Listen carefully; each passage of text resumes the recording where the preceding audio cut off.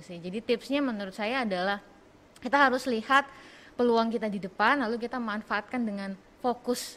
Fokus ya, jadi melihat peluang, terus fokus tentang mengenai apa yang kita capai, yang akan kita tuju ya, yang kita tuju itu hal yang luar biasa mungkin. Nah,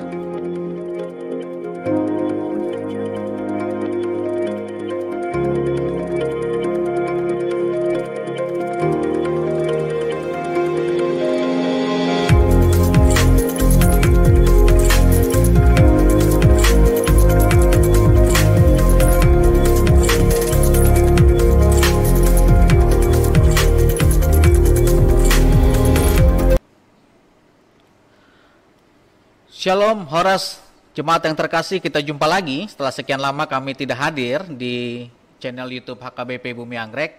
Kali ini kami hadir di episode yang bulan Mei tahun 2022. Kami menghadirkan sebuah suasana baru dan menghadirkan narasumber yang baru juga. Sebenarnya ini adalah podcast sebagai kelanjutan kita episode sebelumnya. Kalau sebelumnya kita mengundang ada dua anak HKBP Bumi Anggrek yang sudah lulus perguruan tinggi negeri. Nah, mereka cerita bagaimana perjuangan mereka. Nah, ini lebih dalam lagi, ini lebih bagus lagi. Kenapa? Karena ini adalah request dari jemaat HKBP. Setelah tayangan itu muncul, nah diminta nih kakak ini untuk hadir jadi bintang tamu untuk bicara di podcast kita. Oke. Nah, tanpa berlama-lama lagi, saya ingin memperkenalkan kita Kak Francisca Monte. Shalom kakak. Horas. Shalom Mama. Oke. Seperti biasa kalau di podcast kita, kita harus memperkenalkan diri ke jemaat kita supaya nanti lebih enak lagi untuk kita diskusi. Mungkin silakan kak. Oke, Shalom Amang Inang semua jemaat HKBP Bumi Anggrek. Perkenalkan saya Siska Munte, nyonya Lubis, jemaat HKBP Bumi Anggrek juga dari wilayah 6.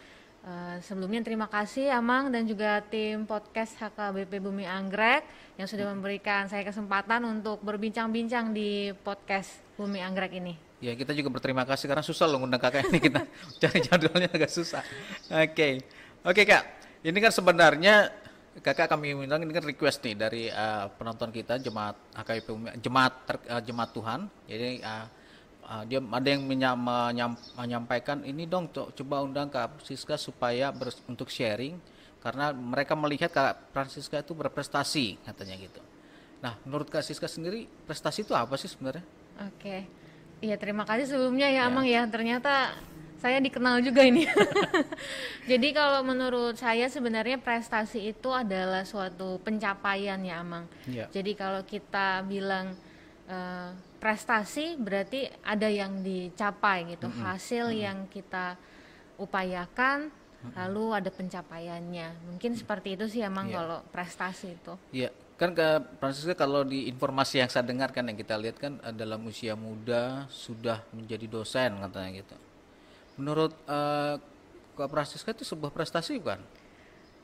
Puji Tuhan, puji Tuhan ya emang memang berkat kemurahan Tuhan. Kalau kita flashback sebenarnya saya nggak punya cita-cita sih emang jadi dosen itu ya. Tapi waktu itu kebetulan peluang yang ada di depan adalah untuk menjadi seorang pengajar.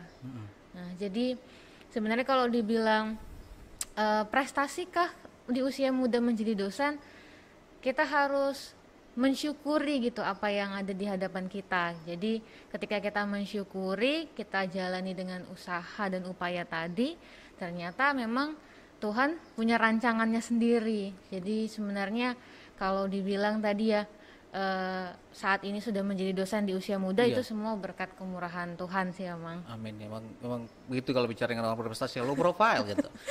Usia berapa sih kalau itu jadi dosen, usia berapa? Saya itu lulus di 2015 waktu S1 sebenarnya. Jadi usia berapa tuh? Usia 22 tahun. 22 lulus. S1. Setelah itu saya langsung bekerja di dunia pendidikan. Nah, bekerja di dunia pendidikan dan memang waktu itu sebenarnya jurusan saya tidak ada di sana untuk menjadi dosen. Tapi ketika tadi Tuhan menunjukkan jalannya dengan cara memberikan saya lingkungan pendidikan dalam bekerja, sehingga saya melanjutkan studi sebenarnya Amang. Jadi saya itu nggak langsung S1 lalu langsung S2 gitu. Tapi ada jeda untuk bekerja dulu selama 2 tahun. 2 tahun ya, oke. 2 tahun, lalu setelah itu, setelah lulus memang di tahun 2019 saya sudah menjadi dosen sampai dengan saat ini sih. Itu dosen usia berapa? Dosen berarti di usia 24, 25 saya udah menjadi dosen. Itu prestasi kalau menurut saya. 24, udah jadi dosen 24. Nah, itu luar biasa. Saya jadi apa waktu itu ya? Masih karyawan gitu. Nah, itu satu hal yang luar biasa ya. Mungkin satu sharing mungkin. Berarti kan sebenarnya kan prestasi itu tidak mengenal usia, tidak mengenal, tapi yang pasti ada keinginan. Ada nggak sih yang tips dan triknya supaya berprestasi untuk anak-anak kita ini? Kalau menurut saya sebenarnya untuk generasi muda ya, Mang, kita harus bisa tangkap peluang sih. Jadi seperti yang tadi saya sampaikan, kadang kita misalkan saat kuliah ya, tadi kan ada sharing juga kan di podcast sebelumnya, saya betul. juga lihat bahwa ada kita kadang-kadang memilih kuliah tuh karena memang teman mungkin gitu ya, tapi ternyata mungkin peluangnya memang ada di sana. Jadi kita harus bisa memanfaatkan peluang itu untuk melihat jenjang karir ataupun apa yang ingin kita perjuangkan di depan. Jadi buat tips dan triknya menurut saya itu adalah kita harus bisa memanfaatkan peluang yang ada. Lalu kita melihat nih ke depannya apa sih yang perlu kita upayakan yang terbaik supaya nanti Tuhan tinggal memberikan penyertaannya gitu. Jadi seperti ibaratnya oret labora ya gitu ya, Mang. Jadi kalau kita sudah berupaya ya Tuhan pasti akan menyertai. Jangan sampai Tuhan sudah menyertai kita nggak ada upayanya gitu sih. Jadi tipsnya menurut saya adalah kita harus lihat peluang kita di depan lalu kita manfaatkan dengan fokus. Fokus ya, jadi melihat peluang, terus fokus tentang mengenai apa yang kita capai, yang akan kita tuju ya, yang kita tuju itu hal yang luar biasa. Mungkin, nah kadang ada yang bertanya juga, gimana saya cara melihat peluang saya? Kadang-kadang gini, banyak anak-anak sekarang yang masih mencari jati dirinya ya kalau orang bilang. Nah peluang saya itu di mana itu? Mungkin kakak ada tipsnya buat mereka gitu. Iya betul Amang, memang kita tidak mudah ya untuk melihat sebuah peluang. Tapi kalau kita punya sosok pribadi yang kita jadikan teladan, nah sebenarnya dari situ kita bisa melihat gitu. Seperti contohnya kalau kita mau lihat seseorang yang sukses, kita bisa pelajari sebenarnya bagaimana sih kok dia bisa gitu ya, kenapa saya tidak bisa, lalu kita jadikan itu sebagai teladan kita. Saya sih seperti itu sih Amang. Jadi ada satu kisah sih Amang ini kalau boleh Kak Siska sendiri teladannya siapa ya? Jadi teladan saya itu adalah saya merasa bahwa kesempatan itu tidak hadir hanya untuk orang-orang yang punya kalau istilahnya privilege ya Amang ya. Tetapi kita harus bisa memahami bahwa sebenarnya kita dilahirkan itu punya potensi dari Tuhan. Tinggal kita berani nggak nih merealisasikannya. Nah kalau saya ingin berani gitu. Jadi keberanian itu yang kita harus latih sih Amang. Kalau saya ada satu kisah nih. Satu kisah saya waktu saya lulus S1 Amang. Jadi di kampus saya itu jurusan saya nggak pernah ada yang lulus 4 tahun. Jadi waktu itu kita masih Amang pendeta yang sebelumnya. Amang ini bilang, saya cerita sama orang tua saya bisa nggak ya daftar sidang duluan gitu ya. Karena saya sudah selesai waktu itu, tapi karena memang belum pernah ada yang mendaftar untuk sidang di bawah 4 tahun gitu ya. Jadi saya minta penguatan gitu, karena balik lagi terkadang kita tadi tidak berani kan. Nah kita harus punya teladan untuk mengarahkan kita untuk mencoba sesuatu itu ya harus dilakukan. Nah itu adalah lingkungan tadi. Nah jadi ya saya minta dukungan doa juga dari Amang Pendeta. Saya bilang, Amang Pendeta, saya seperti apa ya kalau ingin menjadi lulusan yang pertama kali nih lulus di bawah 4 tahun, layak nggak ya saya Amang gitu ya.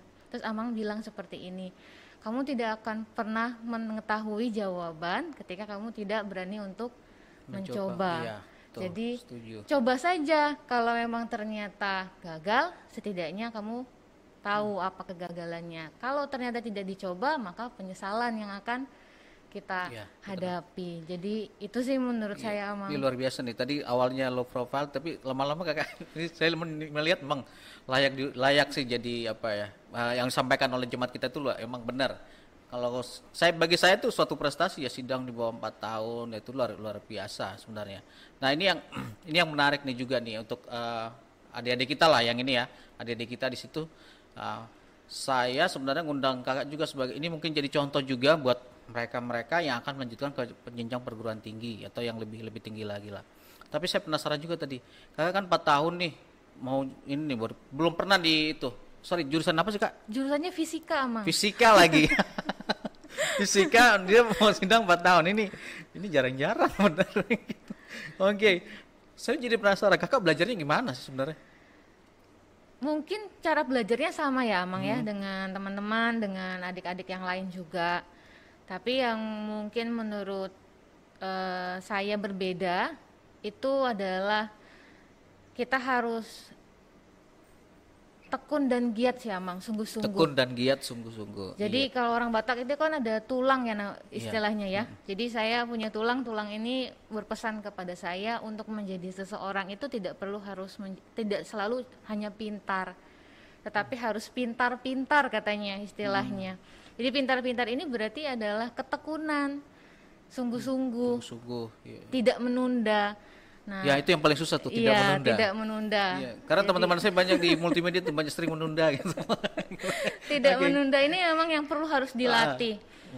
Jadi ketika kita melakukan itu dengan sering, nah itu akan menjadi kebiasaan. Jadi kalau kita sewaktu-waktu menunda rasanya seperti gagal gitu Amang.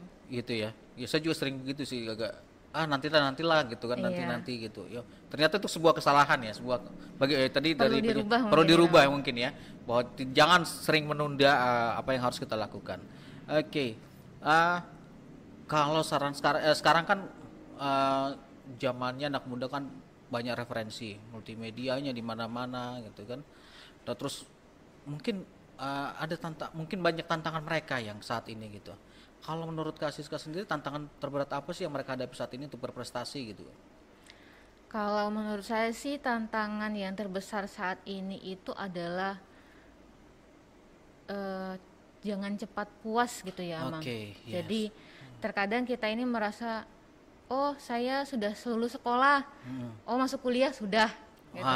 Itu tuh sudah diterima di kampus sudah gitu, sudah tercapai gitu. Tapi padahal kita harus mempersiapkan. Misalkan rencana kita ke depan setelah kuliah harus punya target lulus berapa lama, atau mungkin targetnya punya indeks prestasi yang sekian. Jadi target gitu. Ya, penting harus itu punya harus punya target. Jadi jangan pernah puas lah atas apa yang sudah dicapai saat ini gitu. Jadi terus harus berjuang sih Amang gitu. Ini kan kakak jurusan fisika. S2-nya juga fisika juga? Jurusan S2-nya teknik industri ya Mang, teknik industri. Ya, lari itu. Tapi fisika teknik industri sebagai saya itu nggak masuk. Nah itu hal yang luar biasa ya, dua-duanya diambil. Nah ini juga perlu jadi satu, mungkin kasih masukan juga ke teman-teman kita, adik-adik kita di sini. Nah ini kan kok ada saya sering mendengar mereka, saya salah jurusan nih kayaknya kan gitu. Itu gimana sih menurut kakak? Saya sebenarnya mengalami itu. Tapi tetap berprestasi kan, tidak jadi penghambat kan gitu. Jadi dulu waktu ambil fisika itu yang penting dulu target saya adalah masuk perguruan tinggi negeri. Jurusannya fisika dan ambilnya itu sampai ke Sumatera Selatan Amang. Dari Bekasi ke Sumatera Selatan kayak nggak ada kampus lain gitu ya Amang ya. Tapi tadi ya ternyata memang rancangan Tuhan. Kita harus menyerahkan dan melibatkan semua hidup kita itu ke dalam tangan Tuhan. Kalau memang Tuhan sudah tempatkan kita, lalu kita bisa masuk, berarti Tuhan udah punya sesuatu gitu, rancangan untuk kita yang disediakan di sana gitu sih Amang. Iya, jadi itu satu quote buat mereka ya, satu hal yang harus diperhatikan sama mereka ya. Tadi seperti disampaikan tadi ada target yang jelas untuk kedepannya. Nah, ada satu hal nih, ini kan sedang ya beberapa bulan terakhir ini kan sering tuh muncul anak-anak muda. Menurut mereka katanya berprestasi, terus dia pamer-pamer kekayaannya gitu kan, ya usianya padahal 22 tahun, 22 tahun pada saat itu, aduh saya masih ngapain gitu. Jadi, nah, menurut kakak gimana sih tuh? Iya ya, betul ya, Mang ya. Jadi memang prestasi ini sering dikaitkan dengan materi Ya. gitu ya. Kalau kita pakai pakaian branded atau kita bawa motor yang bagus gitu ya, kita lebih percaya diri. Tapi sebenarnya yang perlu dilakukan itu adalah kita harus bisa puas gitu, puas atas apa yang kita miliki. Artinya maksudnya adalah kita itu harus tahu bahwa bersyukur itu tidak hanya untuk satu tingkatan tertentu gitu. Jadi kita harus mampu mensyukuri lah menurut saya sih. Jadi kalau misalkan saat ini prestasi kita tidak berkaitan dengan yang namanya materi.